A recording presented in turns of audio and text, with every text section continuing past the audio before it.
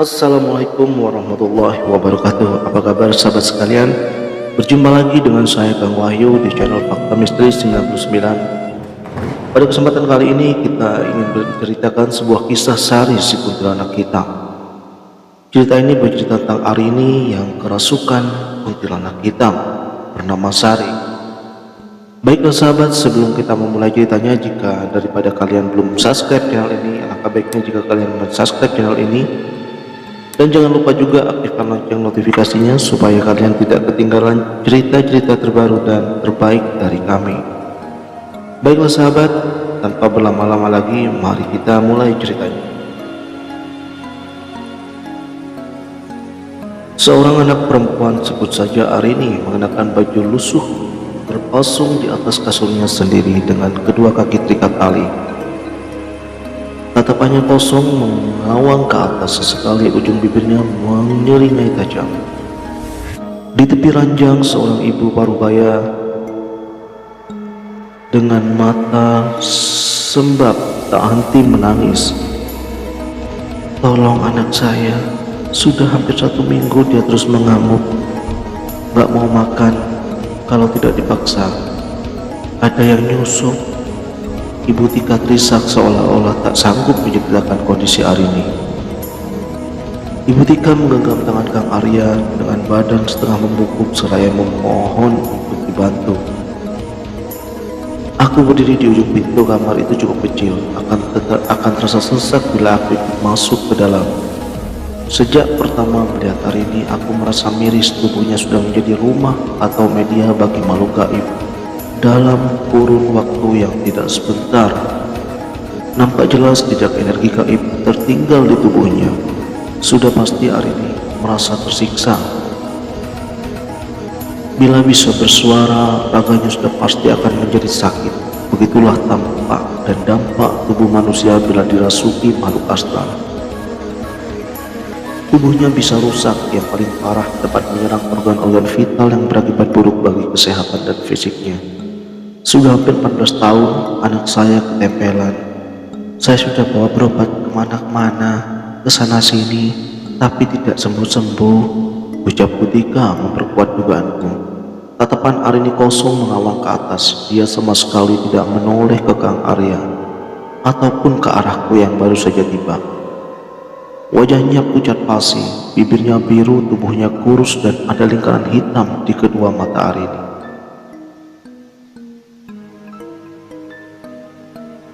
Kami lanjut berbincang di ruang tengah. Aku akan merangkum cerita dari Ibu Tika sebagai berikut. Arini mulai menunjukkan tanda-tanda keanehan sejak dia duduk di bangku SD. Arini kerap mengalami kerasukan, bahkan kadang tak segan melukai teman sekelasnya dengan benda-benda tumpul seperti penggaris, menghapus papan, hingga kasus yang paling diingat ialah ketika Arini menusuk tangan teman sebangkunya dengan pulpen karena dibully. Perilaku aneh Arini membuat mendapatkan perlakuan bully sudah sejak di bangku SD dan terus berlanjut sampai SMP. Arini memasuki batas dan masa puberalitas. Arini mulai gemar bersolek. Menurut pengakuan guru-guru di sekolah, Arini kerap menggoda para murid laki-laki. Sempat tertangkap basah, Arini nyaris melakukan tindakan melampaui batas atau asusila dengan salah satu murid pria yang mengaku dipaksa oleh Arini. Di bangku SMP ini, Arini masih sering kerasukan, bahkan dia kerap tertawa melengking dan tiba-tiba menangis di tengah jam pelajaran. Selanjutnya memasuki bangku SMA, keanehan pada diri Arini semakin menjadi-jadi. Arini mulai jarang mandi dan cenderung jorok. Dia masih sering menggoda pria, bahkan terkadang teman-teman sekolah Arini mengaku kerap melihat wajah Arini berubah menua seperti nenek-nenek ketika sedang kerasukan. Arini juga tidak segan-segan melawan guru secara fisik yang memarahinya. Namun kepada ibunya, Arini bersikeras merasa tidak pernah melakukan hal-hal tersebut. Dia hanya merasa sering tidur di kelas karena rasa kantuk yang tak tertahankan. Dalam hal ini dapat disimpulkan bahwa Arini melakukan tindakan-tindakan tersebut tanpa kendali kesadarannya. Keanehan-keanehan yang terjadi pada Arini membuat harus membuatnya tinggal kelas, hingga akhirnya memutuskan untuk putus sekolah. Setelah pihak sekolah memanggil Ibu Tika, dan menyuruhnya untuk menarik Arini dari sekolah atau mengundurkan diri. Mereka beralasan Arini harus berobat dulu karena sudah tidak bisa mengikuti kegiatan pembelajaran dan Arini tidak mampu bersosialisasi. Ya, Arini harus dikeluarkan dari sekolah.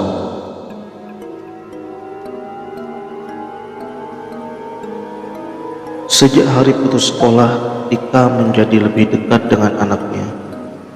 Namun justru dia menyaksikan kian hari kondisi Arini semakin mengkhawatirkan. Arini kerap memanjat pohon-pohon di halaman belakang rumah. Tidak hanya itu, Tika pernah memergoki Arini menjilati darah menstruasinya sendiri. Arini juga kerap didapati memakan daging-daging mentah yang tersedia di dapur seperti ayam dan ikan mentah serta masih hidup.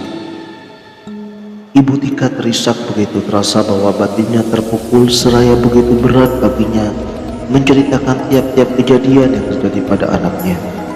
Bukan tanpa usaha, Ibu Tika juga sudah membawa Arini berobat ke sana sini, bahkan sampai lintas pulau demi menjemput kesembuhan Arini. Namun hasilnya hanya jutaan rupiah yang melayang. Arini masih tetap sama, bahkan kian mengkhawatirkan. Seolah makhluk yang bersemayam di tubuh Arini sudah mengukuhkan bahwa raga itu adalah miliknya. Namun yang membuat Ibu Tika tak henti-hentinya berikhtiar ialah ketika kerap kali Arini menangis meminta pertolongan pada ibunya. Arini kerap mengatakan, "Bu, maafin Rini gak kuat Bu, tolong Rini Bu."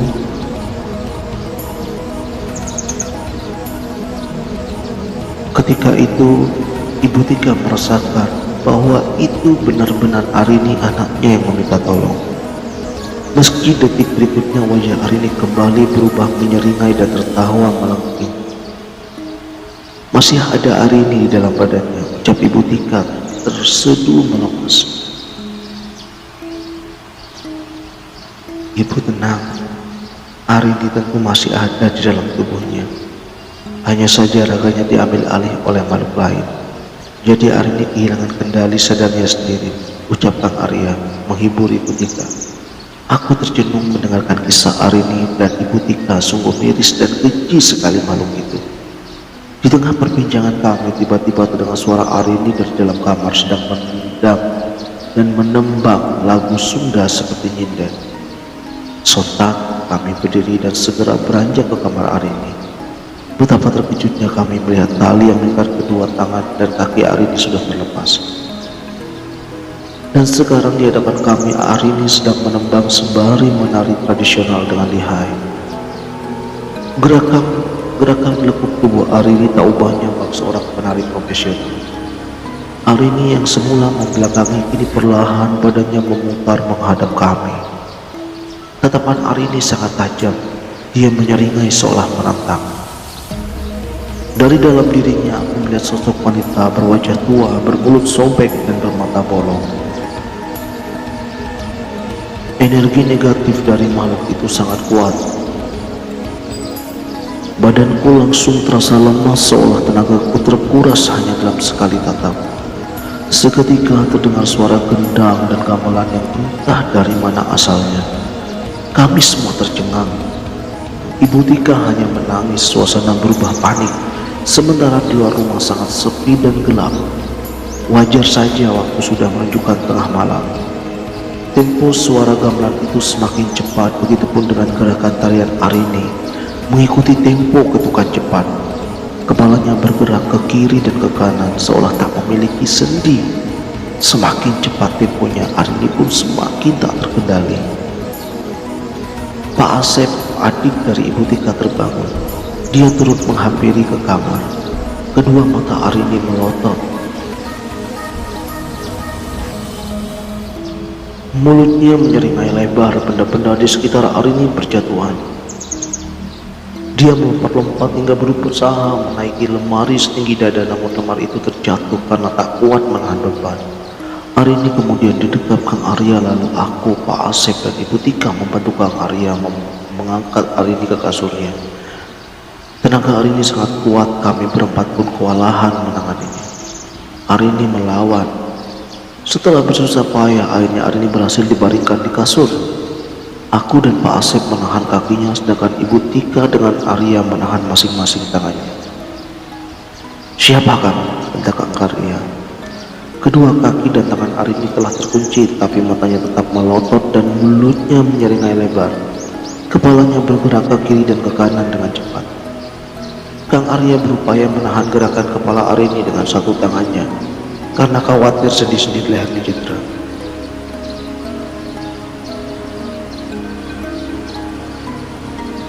"Tolong, jangan ganggu anak saya, kasihani dia."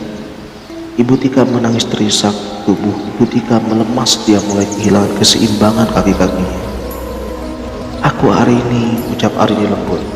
"Ibu, ini Arini, tolong lepasin Arini, jangan dipegangin, sakit." Lanjut Arini pada Bu Tika meminta dilepaskan. Kang Arya menatap ke arahku tanpa sempat bicara. Aku tahu yang ingin ditanyakan oleh Kang Arya. "Bukan, itu bukan Arini." "Bohong kamu," sentakku. Aku jadi ikut kesal. "Saya tanya sekali lagi, siapa kamu?" bentak Kang Arya. Makhluk dalam tubuh Arini tak bergeming, dia terus memberontak dan perlahan malah tertawa memekik, memecah gendang telinga yang mendengarnya. Kang Arya yang mulai kehabisan kesabaran, dia mengambil satu botol air mineral kemudian merapalkan ayat-ayat doa mantra kepercayaannya. Lalu satu jarinya menekan titik tengah di kening Arini. Bersama itu Arini berteriak, "Siapa kamu?" Kang Arya mengulang pertanyaannya dengan emosional dan terus menekan kening Arini. Kang Arya menyiprati air doa yang telah dibacakan ke wajah Arini. Makhluk itu memang namun tak henti memberontak. Air itu kemudian diguyur ke kepala Arini. Kemudian Kang Arya menekan keras ibu jari serta kening tepat di titik mata ketiga Arini dengan keras. Makhluk yang bersemayam di tubuh Arini mengerang kesakitan, mengeluarkan suara aslinya yang terdengar serak, raut, dan berat. "Sakit, siapa namamu?" sentak Kang Arya yang masih tak henti menyiksa makhluk itu. "Siapa namamu?" bentak Kang Arya. Badan Arini mengejar ke atas. Aku dan Pak Asep berusaha menahan kedua kaki Arini agar tidak ikut terangkat bersama dengan makhluk itu berteriak mengerang, "Sari!" Tubuh Arini perlahan melemas. Untuk sementara makhluk itu akhirnya berhasil ditarik keluar oleh Kang Arya. Sebuah malam panjang akhirnya menemui ujung dengan koma yang berarti mengambil jeda. Setidaknya itulah keputusan terbaik untuk malam itu. Kang Arya sudah nampak kelelahan, begitupun aku yang habis menempuh perjalanan cukup jauh. Tanpa sempat kedua mata menemui pejam, kasur empuk menjadi satu-satunya hal yang kunanti kala itu. Setelah waktu subuh kami berpamitan dengan Ibu Tika dan keluarga Arini. Kang Arya meminta mereka untuk siaga menjaga Arini dan segera mengabari bila ada suatu hal yang terjadi pada Arini di luar kendali. Sebelum berpisah pulang, Kang Arya menanyai pendapatku mengenai kasus Arini. Makhluk dalam tubuh Arini cukup kuat. Energi negatifnya dominan, terbentuk karena dendam, tapi juga ada kekuatan lain yang tertanam di makhluk itu.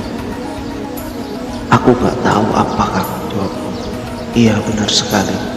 Sedikit banyaknya ada campur tangan manusia ilmu hitam di balik makhluk itu. Bisa jadi dulunya bekas dipelihara tentang Al-Qadriyah."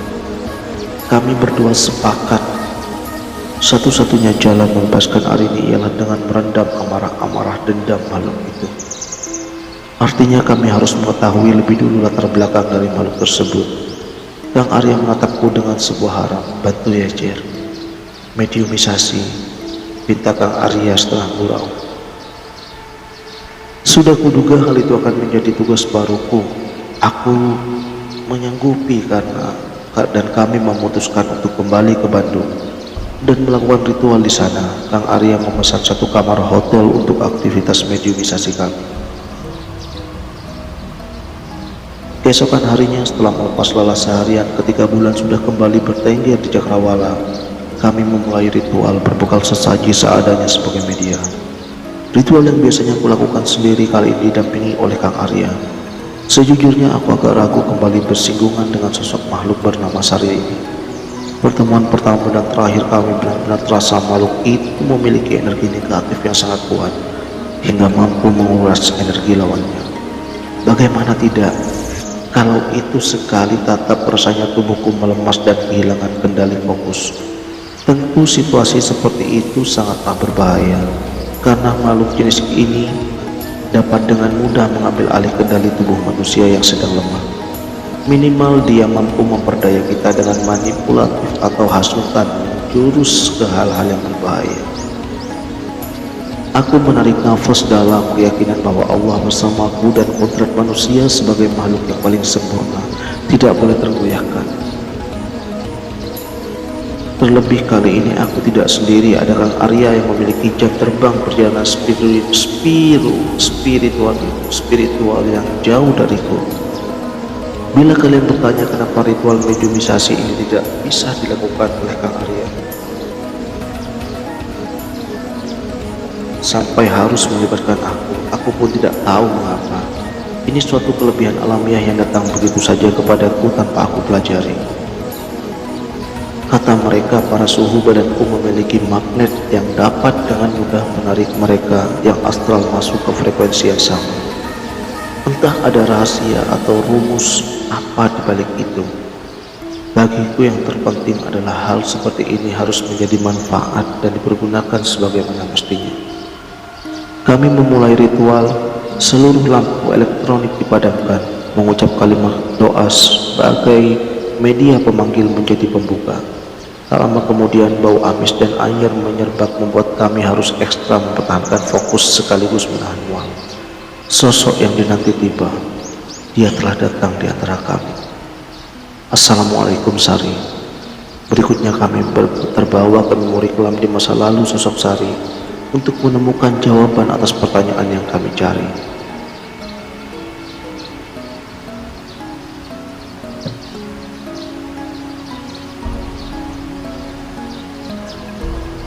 Lalu kami melihat pada tahun 1969 Garut menyimpan sejarah kelam aktivitas gemelar hitam menggeliat mencapai puncaknya. Inilah kisah Sari. Bersama jutaan mimpi terkubur dan ciri-ciri tangis wanita menjadi mahar yang harus dibayar. Eksistensi nama besar sebagai surga bagi tuan dan saudagar kaya yang mencari kenikmatan senggama. Sebuah bangunan besar yang dikenal sebagai rumah bordir tersohor menjadi pusat dari kegiatan kotor di kota itu. Seorang perempuan polos terkurung di salah satu ruangan di rumah bordil dengan menangis terseduh. Di wajahnya terdapat luka-luka lebam bekas dipukul dan benturan benda tumpul. Perempuan itu berbaring lemah di lantai meratapi nasibnya karena sebuah keputusan yang salah. Dialah Sari, berasal dari desa di kota seberang, memutuskan untuk ikut ke dalam sebuah mobil setelah seorang tuan berpakaian rapi bersama para ajudan menawarkan Sari untuk mewujudkan mimpinya menjadi seorang penyanyi. Sari bersemangat terbuai oleh tawaran pria tak dikenal lalu memutuskan untuk ikut ke dalam rombongan mobil tanpa izin kepada kedua orang tuanya terlebih dahulu. Sari diambang dilema. Dia mengetahui bahwa kedua orang tuanya tidak akan mengizinkan Sari karena sedari awal tidak merestui mimpinya menjadi seorang penyanyi. Tetapi di satu sisi tak ada waktu bagi Sari untuk membujuk orang tuanya. Dia tidak ingin kehilangan kesempatan ini. Begitulah yang dinamakan kepada kami, kepadaku dan kepada Kang Arya tentang kisah Sari. Lalu Sari pun memilih untuk berangkat dengan perasaan bersalah. Dia berjanji pada diri sendiri akan membuktikan kepada kedua orang tuanya bahwa dia bisa sukses menjadi seorang penyanyi dan membuat orang tuanya bangga. Sari berada di satu rombongan dengan gadis-gadis lain yang berasal dari berbagai daerah di Jawa Barat. Sari menduga mobil tuan tersebut merupakan agen pencari bakat keliling yang menjadi calon penyanyi dari desa-desa. 2 jam menempuh perjalanan, Sari tiba di bangunan besar yang kemudian menjelma menjadi neraka baginya. Setelah tiba, Sari dan gadis-gadis lainnya memasuki satu ruang besar yang mana dirinya diminta untuk melepas seluruh pakaiannya tanpa tersisa sehelai benang pun.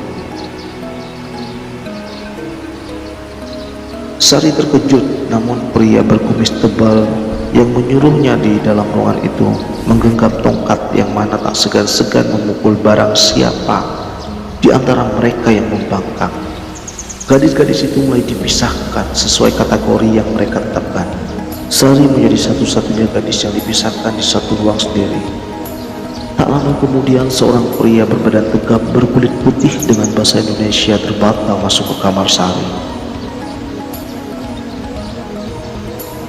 Pria itu tampak seperti petinggi rumah bordir tersebut. Sari yang malang kemudian dipaksa bersetubuh dengan sang tuan. Upaya Sari untuk melawan sia-sia karena pria itu memiliki badan tinggi besar dan dapat dengan mudah mengunci tubuh Sari. Setelah puas menyetubuhi Sari, pria itu tetap merasa kesal karena Sari terus memberontak. Kemudian dia memerintah kedua ajudannya yang menjaga di depan pintu untuk memberikan pelajaran bagi Sari agar tidak terus membangkang. Ironisnya, dua pria itu justru ikut memperkosa Sari dan sesekali memukul keras kepala Sari yang terus melawan. Sari yang tak berdaya kini terkulai lemas di lantai ruang. Dia menangisi dirinya sendiri. Sari diberi makan melalui lubang pintu layaknya tahanan. Tak ada satu makanan pun yang masuk ke perut Sari. Dia merasa depresi. Para pengurus rumah bordir kesal melihat badan Sari yang semakin kurus membuat mereka merencanakan tindakan keji kepada Sari. Tidak ingin merasa rugi, rumah bordir itu menjadikan Sari sebagai bahan jualan utama hingga dia disetubuhi atau diperkosa secara bergiliran tanpa jeda oleh 17 pria dalam satu malam hingga Sari mengalami pendarahan di bagian vitalnya. Rasa sakit tak lagi dirasa olehnya. Dia seolah sengaja menanti ajalnya sendiri. Tak kemudian Sari dinyatakan tewas. Sari meninggal dunia dalam keadaan batin menjerit dipenuhi kesedihan yang mendalam. Amarah dan dendam membentuk menjadi kuntilanak merah. Korin Sari merekam seluruh kepedihan, dendam serta memori kelam yang dialami sosok wanita lugu bernama Sari semasa hidup. Kebangkitannya menuntut sebuah pembalasan kepada semua orang yang telah memperkosanya. Teringat jelas wajah-wajah lelaki bajingan, jalang dalam ingatan yang kini menjadi targetnya. Suatu malam yang dingin malu, kuntilanak merah itu berdiri di atas gundukan tanah yang mana merupakan tempat dari jasad Sari dikuburkan secara assal. Makhluk itu merintih, menangis, seolah merasakan kesedihan yang amat dalam. Tak ada yang mendengar suara tangisannya. Justru dalam bangunan rumah bordil itu masih terdengar hiruk pikuk tawa lelaki jalang. Di balik derita para wanita yang dipercaya layaknya binatang, seolah tak ada lagi hukum hak asasi manusia bagi wanita-wanita di dalam bangunan itu. Sungguh miris. Tangisan makhluk itu terhenti, terlintas amarah dan dendam membara di balik sorot matanya yang menajam. Suatu malam ramai para tamu membludak menghadiri pesta bulanan yang rutin diselenggarakan oleh pengurus rumah bordir itu. Dentuman musik melantun keras memakai kundang telinga serta kerap-kerip lampu sorot melengkapi kemeriahan malam itu. Seluruh kamar di rumah bordir itu terisi penuh, tersewa oleh para lelaki jalang yang datang dari berbagai daerah dan rela membayar mahal demi mendapatkan kepuasan semata lewat kehormatan seorang wanita tak bersalah. Tak kalah sesak di pelataran bangunan juga dipadati oleh para lelaki hidung belang berkantung cetek yang rela mengantri demi mendapatkan layanan yang paling murah. Ada hiburan yang diberikan penyelenggara di lapangan tengah bangunan. Kayu-kayu tertata membentuk panggung mini yang dihias lampion menggantung. 3 orang geisha atau wanita penghibur didatangkan langsung dari Jepang untuk menari memancing hasrat para lelaki yang lebih mengedepankan nafsu dibanding intelektualnya. Geisha itu menari dengan elok. Lekuk tubuh rampingnya mengundang semua pasang mata untuk tertuju kepadanya. Lantunan seruling khas Jepang mengiringi tarian para geisha tersebut. Salah seorang geisha menari dengan sangat energik hingga membuat 2 geisha lainnya nampak kebingungan dan tidak mampu mengimbangi. Sorak-sorai para pria hidung belang menjadi instrumen tambahan bagi geisha itu. Dua geisha yang tampak linglung akhirnya memutuskan untuk turun dari panggung. Dia melaporkan kepada penyelenggara bahwa rekannya di panggung tampak aneh. Namun hal tersebut tak dihiraukan oleh penyelenggara. Dua geisha itu malah dimaki dan dianggap tidak mau kalah saing oleh satu geisha paling tersorot yang sedang menari di atas panggung. Tak lama kemudian lampu mendadak padam dan musik terhenti. Suara sorakan kecewa terdengar mengaum sehingga satu sorot menyarat ke arah panggung. Geisha itu menunduk kemudian melantunkan lagu Sunda dengan nada mengayun seperti sinden. Membuat semua orang terperangah. Geisha itu mulai mengangkat kedua tangannya dan menari tarian tradisional dengan kaki-kaki telanjang.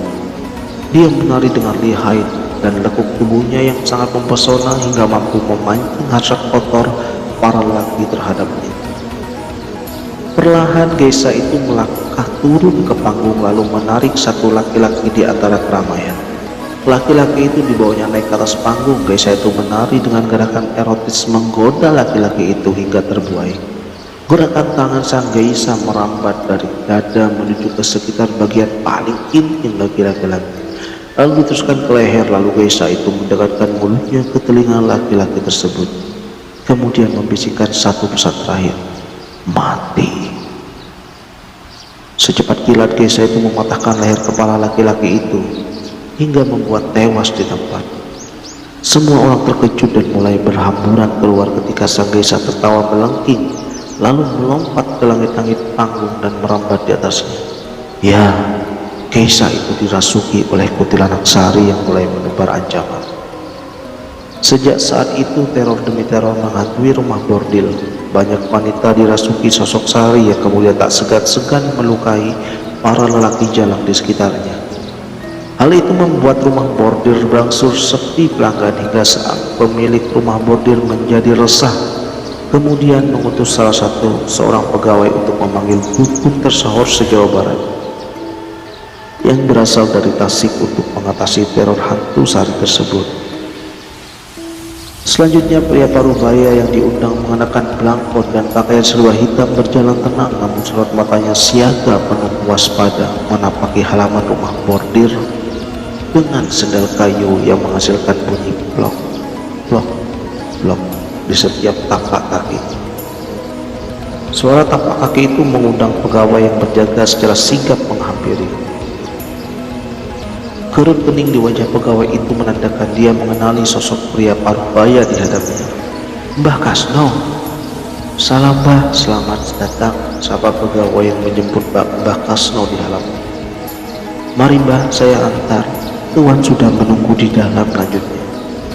Memasuki rumah bordel, kedua bola mata Mbah Kasno tak henti-hentinya menelisik setiap inci sudut ruangan, seolah dia sedang menyelidiki melalui mata batinannya. Sebelah sini Mbah. Arahan dari pegawai tersebut diabaikan oleh Mbah Kasno. Dia melangkah mengikuti intuisinya menuju halaman belakang rumah bordil. Mbah Kasno melangkah perlahan seolah sedang dituntun oleh satu makhluk tak kasat mata. Sesekali napasnya berhembus berat hingga langkah Mbah Kasno terhenti. Kedua kakinya menampak tepat di atas kuburan sari yang sudah diratakan. Raut wajahnya mengisyaratkan bahwa Mbah Kasno tercengang. Sontak dia mengambil satu langkah besar ke belakang untuk menghindari. Mbah Kasno berhenti sejenak dengan hening. Pegawai yang menyaksikan tak kalah terkejutnya. Mbah Kasno seolah langsung mengetahui sumber akar penyebab dari masalah yang menimpa rumah bordil tersebut. Di mana Tuan? Tanya Mbah Kasno. Tanpa basa-basi, Mbah Kasno berjalan cepat menuju ruangan tempat tuan pemilik rumah bordil itu menunggunya. Kemudian dia masuk tanpa memberi salam atau sekedar ketukan pintu. Tuan Vasco, dendam dia begitu besar.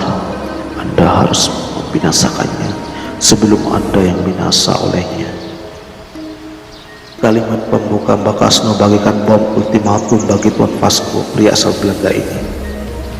Tuan Vasco adalah pemilik utama dari rumah bordil tersohor se-Asia Tenggara itu pada masanya. Bagaimana caranya?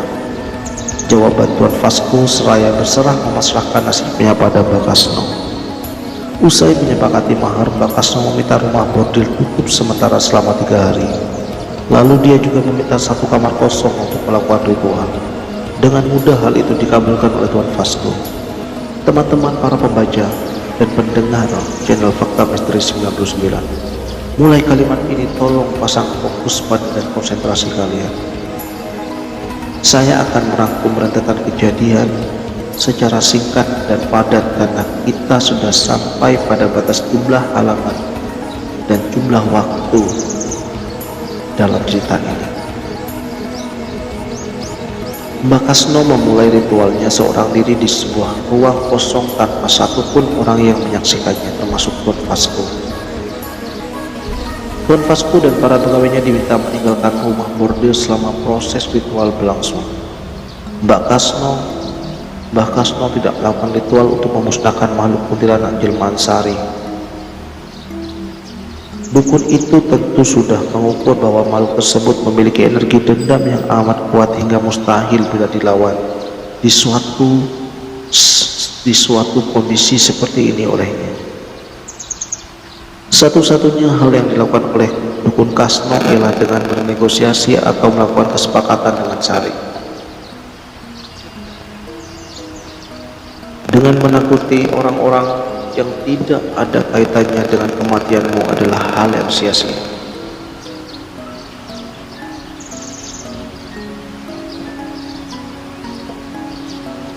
Itu tidak akan membalaskan dendammu. Kamu akan terus terjerat dalam amarah dendam yang tak kunjung tuntas. Aku bisa membantu kamu membalaskan dendam kepada 17 orang yang telah memperkosamu dan orang-orang yang membuat hidupmu sengsara. Kamu butuh bantuan manusia sepertiku untuk bisa membunuh manusia. Tetapi sebagai timbal baliknya kamu harus pergi dari rumah bordil ini. Fokus saja pada dendammu dan mengabdi padaku sampai seluruh dendammu terbayarkan. Kiranya begitulah yang ditawarkan oleh Dukun Kasno kepada Sari yang kemudian disetujui olehnya. Semenjak bersekutu dengan Kasno dan dijadikan alat perdukunannya, Sari yang semula berwujud kuntilanak merah karena dendam, kini menjelma menjadi kuntilanak hitam dengan tingkatan energi negatif yang jauh lebih besar akibat ilmu hitam yang dibentuk oleh Dukun Kasno.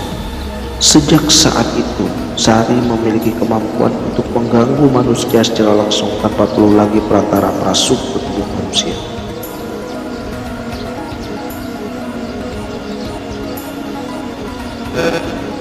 Berjalannya waktu, satu persatu dendam Sari terbalaskan. Orang pertama 1 sampai orang ke-14 meninggal dengan cara tragis dibunuh olehnya.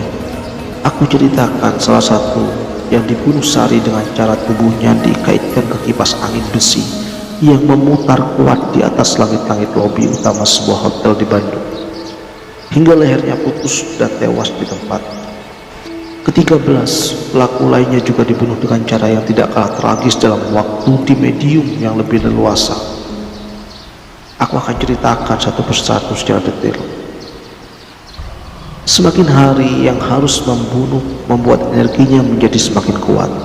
Kasno mulai memikirkan rencana picik untuk menghambat Sari menuntaskan dendamnya agar masa mengabdinya pada Dukun Kasno tidak cepat berakhir. Tidak bisa dipungkiri, sejak bersekutu dengan Sari, Dukun Kasno menjadi semakin mudah menjalankan pekerjaannya, membantu para klien-kliennya yang hendak melakukan santet dan menjatuhkan lawannya.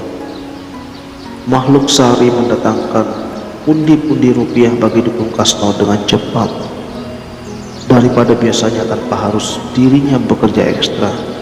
Namun sayangnya rencana picik Kasno sudah diketahui Sari yang tanpa sadar sudah dibentuk menjadi lebih kuat.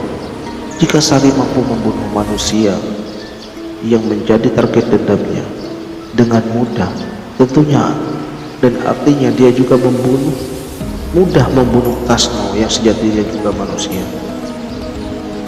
Kasno lengah dan tak berdaya oleh Sari. Kelemahan Kasno yang juga merupakan dukun cabul dimanfaatkan oleh Sari untuk menggodanya. Kemudian Sari membunuh Kasno alias sang tuannya sendiri dengan cara menggigit kelaminnya hingga putus. Kasno pun meninggal di tangan makhluk peliharaannya sendiri.